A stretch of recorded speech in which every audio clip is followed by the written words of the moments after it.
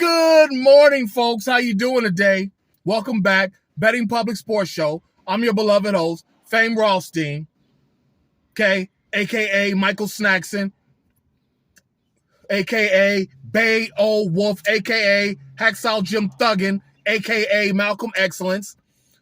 Today's Friday, March 1st. It's the first of the month. We cash the checks and come up. You know what I'm saying? The first of the month, 2024. And I'm just going to talk a little slick and greasy. Should be quick. So hopefully you got about 10, 12 minutes to spend with me right here, right quick. And can't get the cigar going. But at any rate, but before we do anything like that, make sure you like, subscribe to the channel. Leave comments on the channel. I as you can see, I respond to the comments. Even if you diss me. You know what I'm saying? And share the content, all right? Let me get the cigar going real good. But before I do that, check it out. Been a lot of scuttlebutt in the media lately about Caitlin Clark. Oh, my God. There's a woman, Melanie something, light-skinned lady, just gorgeous. She was talking about it a couple days ago. But, Caitlin Clark, of course, Whitlock was talking about it. Apparently, Cheryl Swoops done came in the last 2-3 weeks, done came and kind of shitted on her on the Gilbert Arenas podcast. Caitlin Clark, the Iowa college University of Iowa women's college basketball player. She's like scored the most points in NCAA history, male or female or something like that. White lady, and from what I understand, heterosexual. Those both were significant. I'll get back into them in just a second. But, she said that she's going to the WNBA next year, the Women's Pro League. And Darren Rovell tweeted something. Darren used to be on ESPN, Money Guy on ESPN, said that she's going to lose $750,000 to go pro because the WNBA players don't make very much money, even the top level players, and she would be considered a top level player. She's get that good NIL money from college right now. But nonetheless, Whitlock and my girl damn, what is Melanie's name? I should know it because she a fine motherfucker. Kind of conservative, but she's just a nice woman to watch. She's smart, everything. But at any rate, she's saying that that they're saying that a lot of stuff that Caitlin Clark will face in the WNBA is racism and sexism. Or, reverse racism and reverse sexism, because the WNBA is allegedly, 98% lesbian. She's straight and Catholic and, it's black.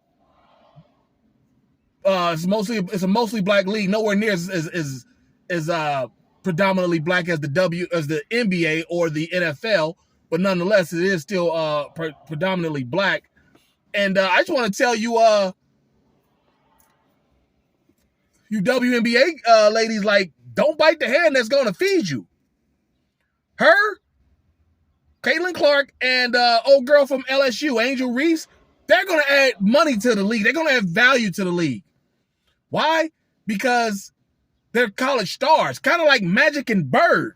When they came into the NBA, they brought value to the league. They wasn't hating on Michael Jordan when he came to the league. It added more value to the league. They wasn't hating on him. You know what I'm saying? Not like that. Obviously, they wasn't going to let the Bulls beat them, but they wasn't just hating on the guy yeah, fuck Jordan. That's what they're saying that these WNBA players are doing. I haven't heard that, but that's what the scuttlebutt is.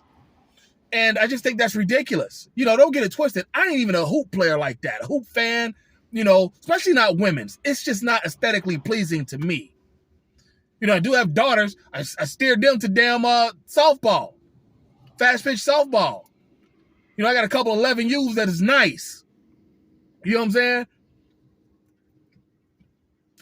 But, Caitlin Clark, she's going to add value to the league. And let's be honest, when it comes to the WNBA, its lack of popularity and things like that, like I said, it's not aesthetically pleasing. I mean, the game is basketball, but for the fringe fan like me who will watch some, who appreciates the competition, but will want to see some more entertainment aspects of it, let's be honest, the girls, that's one of the most aesthetically pleasing things about basketball is dunking on a motherfucker. The dunks. Every now and then a girl will dunk on a clean break, but, I'm talking about dunking on motherfuckers in traffic. You know what I'm saying? Vince Carter, Dominique shit, Jordan shit, Kobe shit, when they bang on motherfuckers in practice. Shaq. I mean, just completely banging, dunking on a motherfucker. Before I continue, let me say pause to this whole video. All right? But, yeah. The girls don't do that. WNBA don't do that. Michael Porter Jr., who I use from time to time in sports betting, take as one of his props, either his points or his threes or something. He said they should, lower the rims to 8 foot. Everybody got all pissed off and he called them females and shit. What the fuck's that? Like all that little goofy political shit, like it takes time before you can start talking greasy shit about, politics and shit like that. I remember 35 years ago when I was in 7th grade, my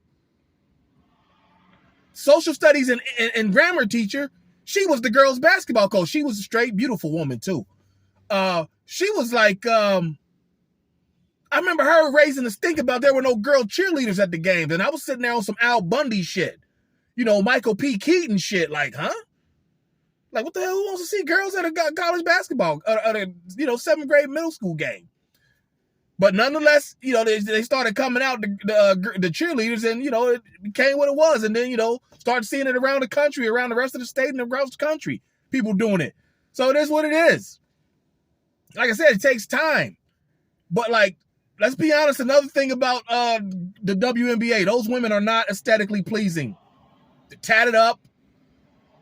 They look like what they are. I don't know if I'm allowed to say it, but it sounds like Dutch. That's all I'm going to say. They look like what they are. Well, let's just put it like this. Candace Parker came into the league, out of Tennessee, heralded, beautiful girl. She was married to a guy or about to marry a guy. Now, later in life, she's married to a woman. You see what I'm saying? Got a lot of that going on in the WNBA. And it's like a lot of those, they basically taking their cues off the men in the NBA, because the men NBA, like I said, you watch them damn jock podcasts, them cats, it just sounds like some jail shit. It's all about punking motherfuckers and stunting on motherfuckers. Like, it's just like that don't seem like team camaraderie. No wonder, cats like Jordan and Kobe and LeBron didn't fuck with their teammates. Cause they was above and beyond all that other bullshit. You know what I'm saying? But I think you WNBA players, if you step to Caitlin Clark like you are, first of all, you're gonna probably get traded. Cause somebody's gonna treat her like she's a star. Angel Reese too. She's another one. She's, beautiful. She even got a Barbie doll. And she's heterosexual openly. I think she's about to get married to a guy. Like, y'all start trying to press up on them like that, they're going to get you traded. Like, they're going to come in with some power. And you WNBA owners, I think you owe it to those two to protect those two young ladies. You know what I'm saying? Don't let them 35-year-old butches press up on those girls. You know what I'm saying? And try to intimidate them. Things like that. You cannot have that. These are your stars. These two girls, Angel Reese and Caitlin Clark. They are your Magic and Bird from 1979, 1980. That's who these two young ladies are. Magic and Bird. Trust me. You owe it to women's basketball to protect them. You understand? Don't let that old, those older women bully them like they say already happens in the WNBA. You know, and like I said, the LBGTQ stuff that's rampant. You know, that's the kind of culture that dominates the WNBA. Don't let those girls dominate these two, Caitlyn and Angel. You know what I'm saying?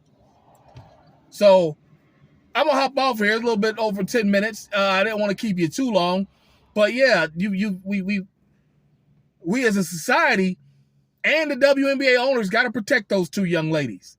If they're coming into the league, we need to protect them. You know, as far as pay and whatnot, like I said, they'll bring some money and some revenue into it. It's kind of like Tiger Woods in the golf. Nobody hated that this, colored man was dominating golf like that. But then when they started seeing their checks, for finishing 40th, they still getting good bread. They was like, oh shit, no, let him be. Let him alone. You know what I'm saying? That's how Caitlyn and what's my girl name? Angel Reese are gonna do, all right? But let me hop off of here and catch me tomorrow. We're gonna talk about the oofy doofy theory.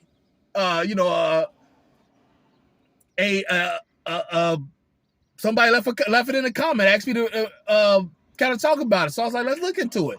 And I got something I want to talk about tomorrow morning, all right? But until then, make sure you like, subscribe, sign up for notifications, leave comments, and share this content. And until next time, I'll holler. Be safe. Peace.